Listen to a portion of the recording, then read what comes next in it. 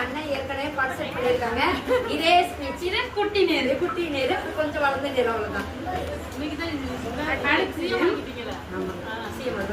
தடி பிடிச்சு நடந்த தாத்தா, தடியடி இன்றி நமக்கு அகிம்சை முறையில் சுதந்திரம் வாங்கி தந்த தாத்தா. அவர்களை பற்றி பேச வருகிறார் யூகேஜி மாணவி வேததஸ்விகா.